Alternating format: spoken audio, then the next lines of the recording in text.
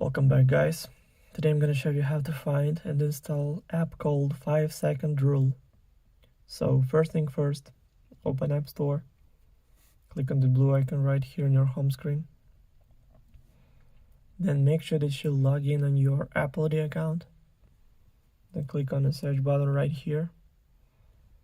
And in the search bar, typing 5-second rule and go search right here. Then scroll down a little bit until you find the app. So click on that, then click get, then install, then confirm installation through Face ID or Touch ID or using password from your Apple ID account. So now it's all done. The app is 16.9 megabytes. Also, all links will be in the description of this video. Hope you guys enjoy. Thank you for watching. Please like and subscribe for more.